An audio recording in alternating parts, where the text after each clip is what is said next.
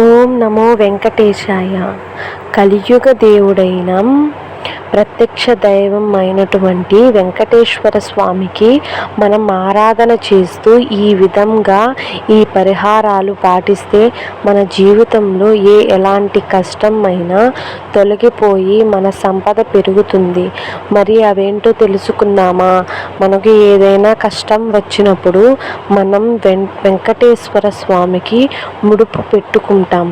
మీరు ముడుపు కట్టే ముందు కొన్ని జాగ్రత్తలు, కొన్ని నియమాలు పాటిస్తూ స్వామి ముడుపు వేస్తే మీకు చాలా మంచి జరుగుతుంది.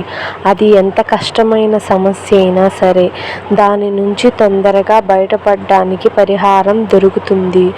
ఒక తెలుపు రంగు వస్త్రం తీసుకుని దాన్ని పసుపు కలిసినటువంటి నీళ్ళల్లో ముంచి మళ్ళీ ఆరబెట్టి అది పూర్తిగా ఆరిన తరువాత ఆ వస్త్రం పసుపు రంగు వస్త్రం అయిపోతుంది.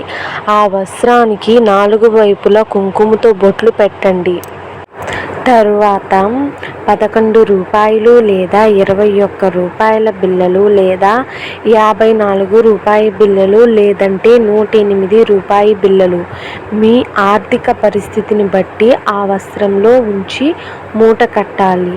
ఈ మూట కట్టేటప్పుడు ఆ మూటకి 3 ముళ్ళు వేయాలి. అయితే ఈ 3 ముళ్ళు వేసే సమయంలో ఒక్కొక్క ముడిని వేస్తూ మీకు ఉన్నటువంటి సమస్యలు స్వామివారికి చెప్పుకుంటూ ఆ ముళ్ళను వేయాలి. ఆ ముడి వేసే ముందు మీరు ఇంట్లో గణపతి ఫోటో ముందు కొబ్బరి నూనెతో దీపారాధన చేయాలి.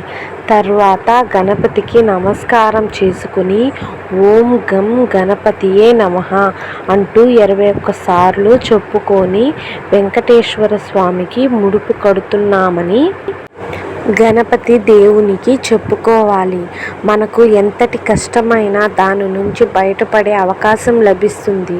అంతేకాకుండా 3 ముళ్ళు వేసేటప్పుడు కోరిక చెప్పుకున్న తర్వాత ఆ ముడుపును మీ పూజా మందిరంలో ఉంచి వెంకటేశ్వర స్వామిని అష్టోత్తరంని చదవాలి.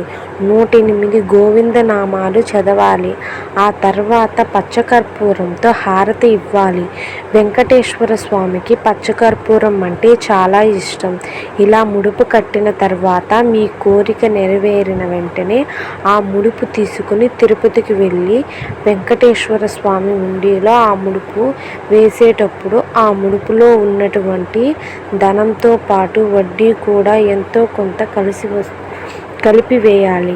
ఇలా ప్రత్యేకమైనటువంటి విధి విధానాలు పాటిస్తూ వెంకటేశ్వర స్వామిని ముడుపు కట్టుకున్నట్టు అయితే స్వామి యొక్క అనుగ్రహం వల్ల ఎంత కష్టమైన సమస్య అయినా సరే దాని నుంచి చాలా సులభముగా బయటపడవచ్చు. దీంతో పాటుగా శనివారం వెంకటేశ్వర స్వామి ఫోటో దగ్గర పిండి దీపం పెడితే మీ సమస్యలన్నీ తొలగిపోతాయి.